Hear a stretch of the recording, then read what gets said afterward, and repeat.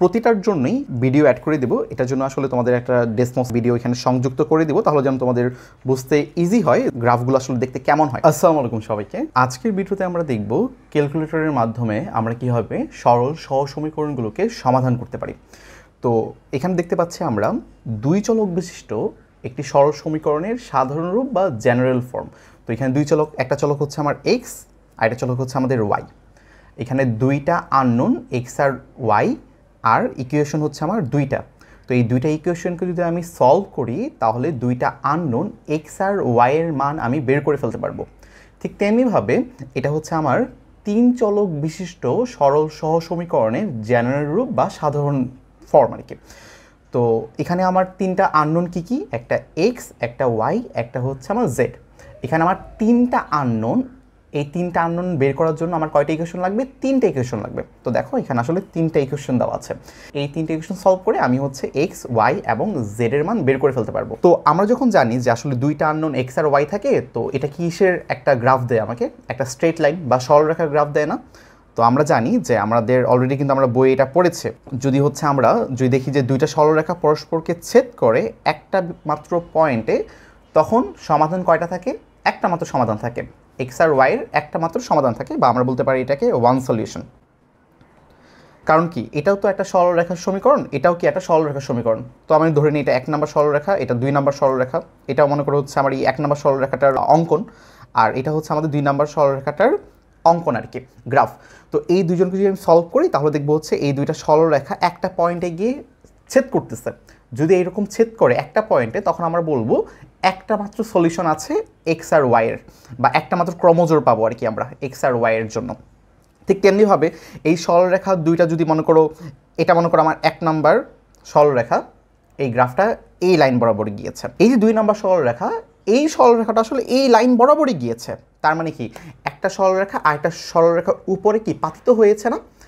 এই সময় তাহলে কি হবে, যে একটা সরলরেখার প্রতিটা বিন্দু দিয়ে কি আরেকটা সরলরেখা যাচ্ছে, তার মানে প্রতিটা পয়েন্টের সাথে কি কানেক্ট হয়েছে।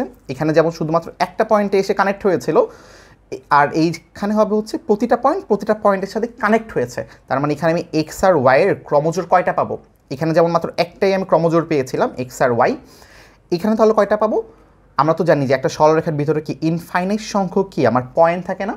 দুইটা পয়েন্ট জানা থাকলে আমি একটা সরলরেখা আঁকতে পারি, কিন্তু একটা সরলরেখার ভিতরে তো তোমার অসংখ্য এবং অসীম তোমার হচ্ছে পয়েন্ট থাকে। ঠিক তেমনিভাবে এখানে তাহলে এক্স আর ওয়াইয়ের ক্রমজোড় আমি কয়টা পাবো? Infinitely many. তার মানে এখানে কি হবে, এখানে তোমার সলিউশন হবে ইনফাইনাইটলি মেনি সলিউশন থাকবে।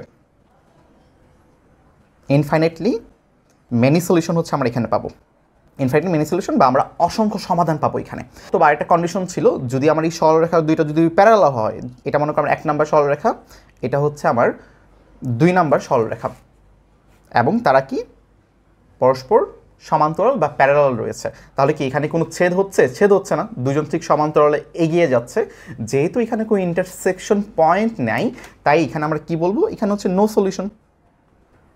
তো এই প্রতিটা জিনিসই হচ্ছে আমরা এখন ক্যালকুলেটরের মাধ্যমে সলভ করব।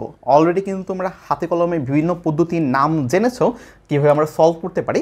এখন আমরা ট্রাই করব ক্যালকুলেটরের মাধ্যমে আমরা কীভাবে সমাধান করতে পারি। তো এটাতে সুবিধা কী হবে? সুবিধা হবে যে যদি হাতে কলমে করবা, ভুলও হতে পারে, তো ক্যালকুলেটরের মাধ্যমে যখন চেক করে নিবা তখন বুঝতে পারবে আচ্ছা তোমার হাতে কলমে যেটা করেছো এটা আসলে সঠিক ছিল। আচ্ছা, দুইটা আননোনের জন্য তো আসলে আমি সরলরেখা ইউজ করছি, তিনটা আননোনের জন্য কি আমার সরলরেখা হবে না? এই ক্ষেত্রে আমরা প্লেন ইউজ করি। যদি আমার প্লেনগুলো দেখতে আসলে এরকম হয়, বা আমরা এই একটা পেজকে একটা প্লেন হিসেবে ধরতে পারি, তো এই প্লেনের ব্যাপারটা আমি তোমাদের এখানে একটা ভিডিও অ্যাড করে দিব না, আমরা ডেসমস ইউজ করে এই প্লেনটা এঁকে তোমাদের আমি দেখাবো। অলরেডি তোমরা কিছু সফটওয়্যার আমি তোমাদের সাথে পরিচয় করিয়ে দিয়েছিলাম, ওইগুলো দিয়ে তোমরা এটা দেখতে পারবা। আমি একটা ভিডিও অ্যাড করে দিব, তোমরাও নিজেরা একটু দেখে নিও। আমরা এবার চলো তাহলে এই প্রথমে দুই চলক বিশিষ্ট সরল সহসমীকরণগুলোকে সলভ করা শিখে ফেলে। এখানে আমি কয়েকটা এক্সাম্পল নিয়েছি, সেই এক্সাম্পলগুলো হচ্ছে আমরা প্রথমে সমাধান করি। দেখো এখানে তোমার দুই চলক, দুইটা আননোন আর কি, দুইটা আননোন এক্স আর ওয়াই আমার দুইটা আননোন। তো এই দুইটা আননোন এই সরল সমীকরণকে সমাধান করার জন্য আমার দুইটা ইকুয়েশন লাগবে। দেখো এখানে দুইটা ইকুয়েশন দেওয়া আছে। এখন এটাকে হচ্ছে আমরা এখন ক্যালকুলেটরের মাধ্যমে সমাধান করব। আমার কাছে ইএক্স এবং ইএস এই দুইটা ক্যালকুলেটর রয়েছে, এই দুইটা ক্যালকুলেটরের মাধ্যমে এই দুইটা দিয়ে আমরা দেখব যে কীভাবে সলভ করতে হয়। প্রথমে আমি ইএক্স দিয়ে শুরু করি। তো দেখো প্রথমে আমি ক্যালকুলেটরটাকে অন করব। অন করার জন্য এই যে অন বাটন হচ্ছে আমি প্রেস করলাম। তারপরে আমরা এই মেনুতে যাব। এটা হচ্ছে আমাদের মেনু বাটন। মেনুতে যাওয়ার পর দেখবা আসলে অনেক ধরনের অপশন আমার এখানে দেখা যাচ্ছে। তো নিচে দেখবা এখানে একটা ইকুয়েশন বা ফাংশন এই অপশনটা রয়েছে এবং দেখাচ্ছে আমাকে এ প্রেস করতে হবে। এই যে এ, তো এই বাটন কোনটা? এটা হচ্ছে আমাদের এই বাটনটা। দেখো এখানে কিন্তু এ লেখা আছে, এটাই হচ্ছে আমাদের এ। তো এখানে আমি প্রেস করে দেব। প্রেস করার পর দেখবা আমাকে দুইটা অপশন দিচ্ছে। একটা হচ্ছে তোমার সিম্বল ইকুয়েশন, 2 নাম্বার হচ্ছে পলিনোমিয়াল। তো পলিনোমিয়াল মানে কি তোমরা অলরেডি কিন্তু জানো যে এটা মানে হচ্ছে আমাদের বহুপদী। তো বহুপদী কীভাবে আমরা সলভ করব সেটা নিয়ে আমি সেপারেট আলাদা একটা ভিডিও বানাবো। আর এই সিম্বল ইকুয়েশন কি? এই সাইমালটেনিয়াস লিনিয়ার ইকুয়েশন বা আমাদের এই সহসমীকরণ, এটা কি আমরা সংক্ষেপে এখানে বলা হচ্ছে তোমার সিম্বল ইকুয়েশন, এই ব্যাপারটাই সাইমালটেনিয়াস। তো আমাদের কি এখন সহসমীকরণ সলভ করতে হবে, মানে সিম্বল ইকুয়েশনে আমরা 1 প্রেস করব। 1 প্রেস করার পর তোমাকে এখানে থাকা হচ্ছে যে নাম্বার অফ আননোন, মানে তোমার হচ্ছে যে চলক। নাম্বার অফ আননোন বলতে হচ্ছে তোমার এখানে কয় চলকের তোমার এই সমীকরণটা, এখানে কয়টা আননোন? এক্স আর ওয়াই, দুইটা আননোন না?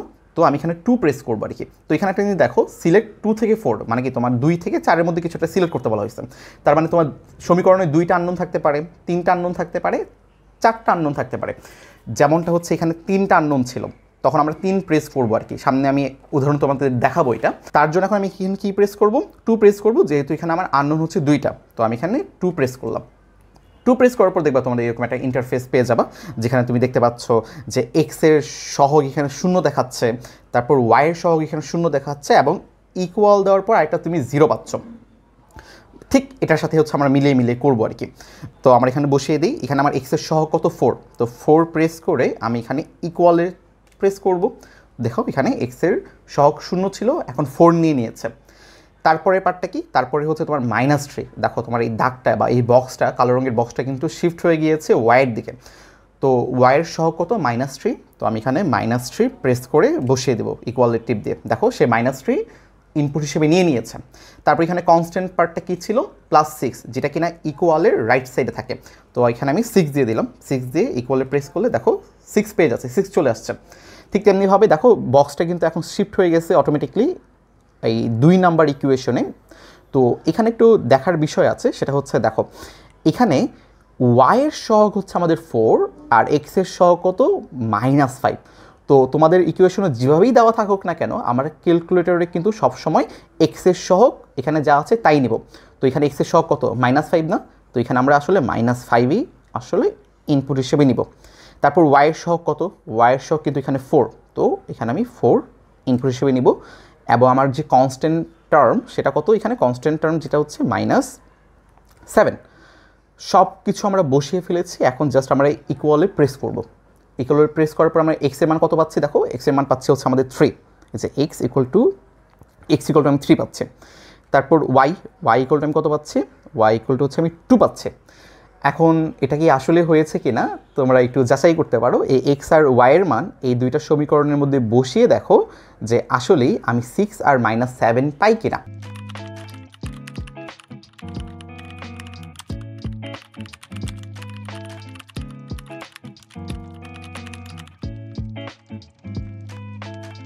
এবার চলো আমরা এই 2 নাম্বার যেই আমাদের সহসমীকরণটা রয়েছে সেটাকে আমরা সলভ করে ফেলি। এটা করার জন্য আমরা ঠিক আগের মতোই সেট আপটা করবো।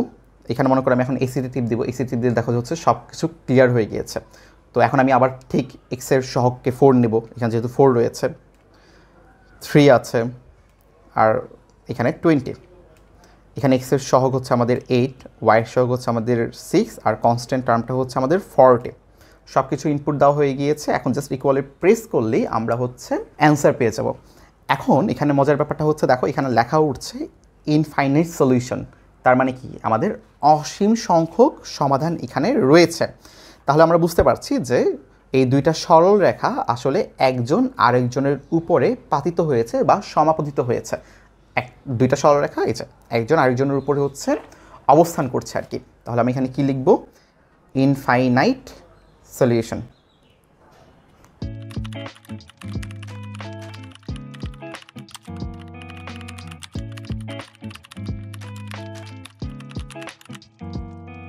এবার আমরা হচ্ছে 3 নাম্বার এই সহ সমীকরণটাকে আমরা সমাধান করি। আমরা অলরেডি EX দিয়ে সমাধান করা শিখেছি, এবার চলো আমরা এই সমীকরণটা সমাধান করি ES দিয়ে। এটার জন্য আমাদের সেম একই কাজ করতে হবে। প্রথমে আমরা এই অন করব, অন করার পর যে হচ্ছে আমরা এই মোড বা সেট আপ, এই যে মোডে যাবো আর কি। মোডে যাওয়ার পর দেখো এখানে 5 নাম্বারে EQN রয়েছে, এটাই মানে হচ্ছে আমাদের ইকুয়েশন। তো আমি এখানে 5-এ প্রেস করব।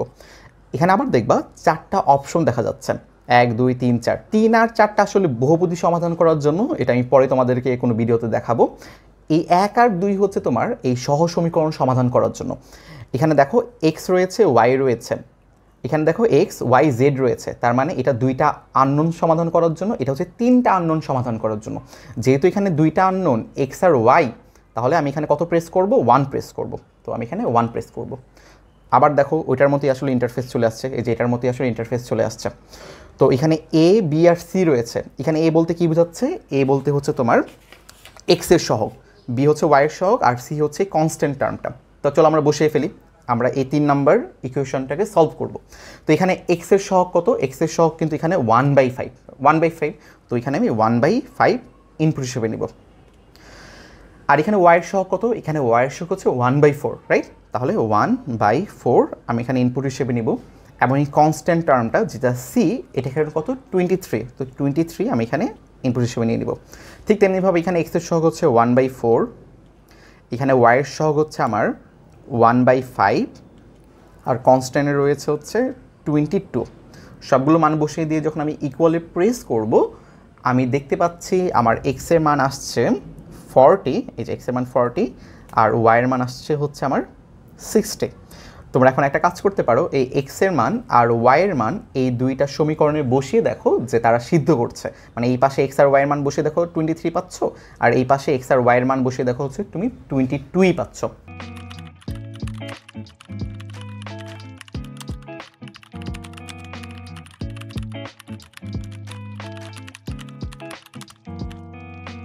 তো ঠিক তেমনিভাবে আমরা এই সমীকরণটা সমাধান করে ফেলি। এখানে দেখো 2x + y - 8 = 0 রয়েছে, এখানে 3x - 2y - 5 = 0 রয়েছে।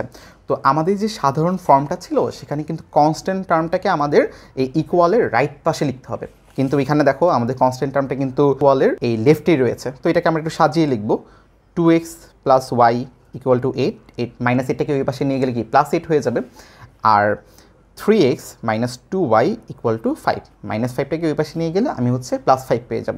তো সাজানো হয়ে গেল, এখন জাস্ট আমরা ক্যালকুলেটরের মান বসাবো। ওকে, তো এই যে এই আগের যে তোমার আমাদের যেই সহ সমীকরণের সহগগুলো, এটাকে ক্লিয়ার করার জন্য আমাদের এই এসি বাটনটায় ক্লিক করতে হবে। ক্লিক করলে দেখো সব ক্লিয়ার হয়ে গিয়েছে। এখন আমরা জাস্ট সুন্দর করে এগুলোর মান বসিয়ে দিব। এখানে তাহলে x এর সহগ কত হবে? 2, y এর সহগ কত হবে? ওই যে 1, আর কনস্ট্যান্ট টার্ম c এর মানটা কত হচ্ছে? 8। দ্বিতীয় সমীকরণের জন্য এটা 3, y এর সহগ -2, আর কনস্ট্যান্ট টার্মটা হচ্ছে আমাদের 5। সবগুলো মান বসানো হয়ে গেলে আমরা যখন প্রেস করব, আমি x এর মান এখান থেকে পাচ্ছি হচ্ছে 3, y এর মান আমি এখানে পাচ্ছি হচ্ছে 2। আচ্ছা, এই দেখো 3 আর 2।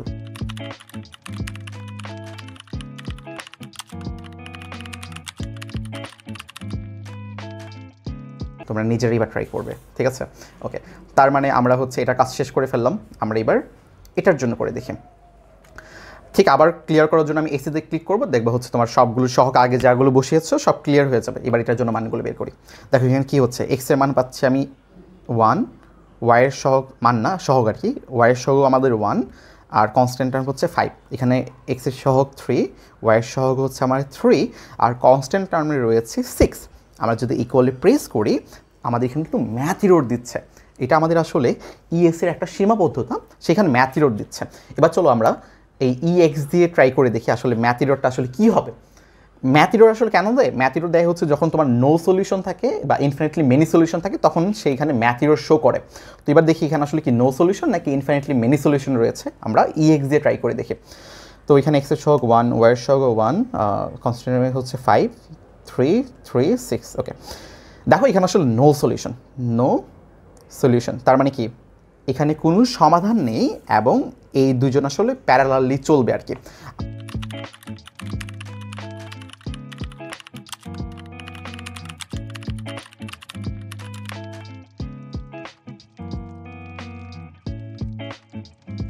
ঠিক ঠিক তেমনিভাবেই যে আমরা এটাকে আবার ক্লিয়ার করে দিলাম, এগুলোকে ক্লিয়ার করে দিলাম। আশা করি তোমরা দুইটা আননোন যদি থাকে তাহলে সমাধান কীভাবে করতে হয় বুঝতে পেরেছ। এবার চলো আমরা তিনটা আননোনের জন্য কাজ করে দেখি। প্রথমে আমি EX দিয়ে শুরু করি। তিনটা আননোনের জন্য কাজ করলে তো আসলে আমার এই ইন্টারফেস দিয়ে হবে না, আমার কি 3 সিলেক্ট করতে হবে, তাই না? তো আমার থেকে এখন বের হইতে হবে, এখান থেকে তো বের হইতে হবে। তো আমি এখান থেকে বের কীভাবে হব খেয়াল করো, যদি আমি ক্যালকুলেটরটাকে বন্ধ করে দিই, বন্ধ করে যদি আমি আবার অনও করি তখন কিন্তু আমার এটাই শো করবে। তার মানে এটাকে আমার আসলে বের করাটাও জানতে হবে যে আমি কীভাবে বের হব, এই পার্টটা থেকে আমি কীভাবে বের হব। তো এই পার্ট থেকে বের হওয়ার জন্য আমরা কী করব, আমরা হচ্ছে আবার সেই মেনুতে ক্লিক করব এবং এখানে 1-এ ক্লিক করব। তাহলে দেখো আমরা এখন নর্মাল যোগ বিয়োগ গুণ ভাগ যা আছে সব নর্মালি করতে পারবো আর কি। আমাদের ওই ইন্টারফেসটা চলে গিয়েছে। এখন তো আমার আবার লাগবে, আমার তো এখন তিনটা আননোন তো সলভ করতে হবে না। তো এখন আমি আবার সেম কাজটাই করব। আমরা আগের মতো আবার মেনুতে ক্লিক করব, মেনুতে ক্লিক করার পরে এই এতে ক্লিক করব। এখন আমাদের আবার এই যে সিম্বল ইকুয়েশন 1 প্রেস করব। এখন আমাদের আননোন, নাম্বার অফ আননোনস কত? 3, X, Y, Z, তিনটা আননোন রয়েছে। তো আমার এখানে 3 প্রেস করবো, এই যে 3 প্রেস করলেই দেখবে আসলে আমাদের এখন ইন্টারফেসটা চেঞ্জ হয়ে গিয়েছে। এখানে তিনটা আননোন দেখা যাচ্ছে, একটা X, একটা Y, একটা হচ্ছে আমাদের Z। একটু দেখাই, আর ইকুয়াল টু দিয়ে এখানে 0 দিয়ে যাচ্ছে আর কি। তো আমরা এই মানগুলোকে এখন ফিল আপ করবো। তো প্রথম সমীকরণে আমার এক্সের সহগ কত? 1, এটা আমি এখানে লিখে দিলাম। এক্সের সহগ হচ্ছে আমাদের এখানে 1। দ্বিতীয় সমীকরণে আমার এক্সের ওয়াইয়ের সহগ কত? 1। জেডের সহগ হচ্ছে আমাদের 2। আর কনস্ট্যান্ট পার্টে কত রয়েছে? 9 আছে। সবগুলো বসাবো। এখানেও এক্সের সহগ 2, ওয়াইয়ের সহগ 4, জেডের সহগ -3 আর কনস্ট্যান্টে রয়েছে আমাদের 1। এখানেও এক্সের সহগ 3, ওয়াইয়ের সহগ 6 বসাবো, জেডের সহগ -5 বসাবো আর কনস্ট্যান্ট এখানে 0। সবগুলো বসানো হয়ে গেল। এই বসানোটা অলরেডি তোমরা শিখে ফেলেছো, নর্মালি বসাবো আর কি। তারপর ইকুয়ালে প্রেস করব। ইকুয়ালি প্রেস করলে আমি দেখতে পাচ্ছি আমি এখানে এক্সের মান পাচ্ছি 59/5, ওয়াইয়ের মান পাচ্ছি হচ্ছে তোমার -17/5 আর জেডের মান পাচ্ছি হচ্ছে আমার 3। এখন তোমাদের যদি সন্দেহ হয় যে আসলে ভাই ঠিক আছে কি না, এই এক্স ওয়াই জেডের মান যে কোনো বা তিনটা সমীকরণে বসিয়ে দেখবা যে আমাদের এই ডান সাইডে যে পার্টটা রয়েছে সেটা মিলে যাচ্ছে। বুঝতে পেরেছো আশা করি।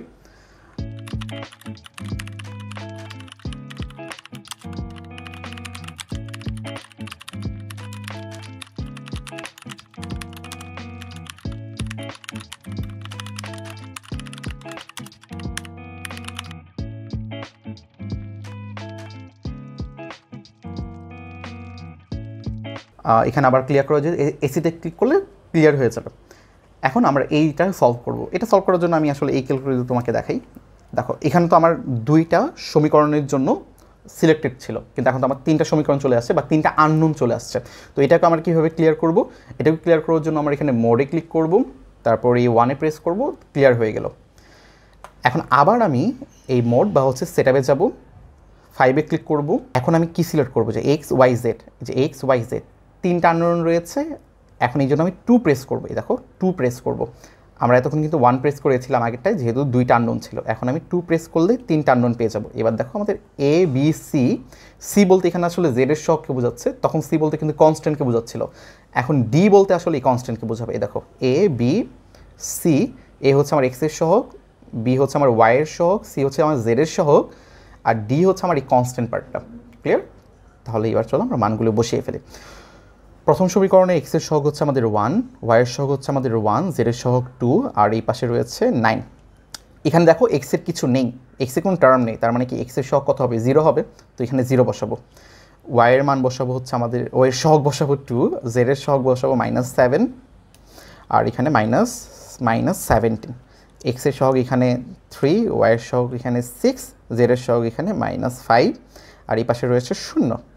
সবগুলোকে যদি বসিয়ে ফেলি তাহলে আমরা এখানে এক্সের মান পাচ্ছি 1, ওয়াইয়ের মান পাচ্ছি 2 আর জেডের মান পাচ্ছি হচ্ছে আমাদের আসলে 3। তো এই এক্স ওয়াই জেডের মানগুলো তুমি যদি এখানে বসাও দেখবা সবগুলো ডান পক্ষ বাম পক্ষ আসলে সমান হবে।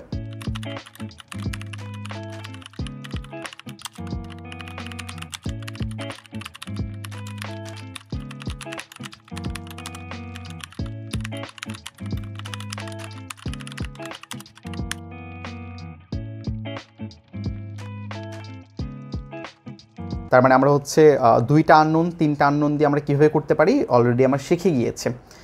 আমাদের এবার তোমাদের এইচডব্লিউ থাকবে, সেটা হচ্ছে এই 4টা সমীকরণ। এখানে দুইটা হচ্ছে তোমার দুইটা আননোনের, আর এখানে দুইটা হচ্ছে তোমার তিনটা আননোনের। ঠিক একইভাবে হচ্ছে আমরা কাজটা করব। এরকম ইন্টারফেসে ক্লিয়ার করার জন্য হচ্ছে আমরা মেনুতে গিয়ে 1-এ প্রেস করব, তারপর মেনুতে যাব, এতে ক্লিক করব, সিমুয়াল ইকুয়েশনের জন্য 1 প্রেস করব, নাম্বার অফ আননোন ঘেন কত সিলেক্ট করব, 2 সিলেক্ট করব। তাহলে আমি এই ইন্টারফেস পেয়ে যাব। এক্স ওয়াইয়ের সহগ বসাবো, জাস্ট প্রেস করব, এক্স ওয়াইয়ের মানটা তোমরা আমাকে কমেন্টে জানাবা। এভাবে লিখবা যে 1 নম্বরের জন্য এক্স ওয়াইয়ের মান এত, 2 নম্বরের জন্য আমার এক্স ওয়াইয়ের মান হচ্ছে আমাদের এত। এটা সলভ করবা। ঠিক তেমনিভাবে হচ্ছে 3 আর 4 নাম্বার এই দুইটা সিস্টেমকেও তোমরা সলভ করবা। এগুলোকে আসলে সিস্টেম বলা হয়। এই সিস্টেমগুলোকে তোমরা হচ্ছে সলভ করবা। এখানে আবার এই যে দেখো x1, x2, x3 এগুলো দেখে আসলে কনফিউজড হয়েও না। এখানে x1 বলতে আসলে x কে বোঝানো হচ্ছে, x2 বলতে আসলে y কে বোঝানো হচ্ছে, x3 বলতে আসলে z কে বোঝানো হচ্ছে। তো আননোন বা এই ভেরিয়েবল বা চলকগুলো আসলে যে কোনো নামে থাকতে পারে, এটা নিয়ে আসলে কনফিউজড হওয়ার কিছু নেই। কিন্তু তোমাদের এটা বুঝতে হবে যে এটা দেখো x1, x2, x3, রাইট? তো এখানে আমরা ঠিক একইভাবে কাজটা করব।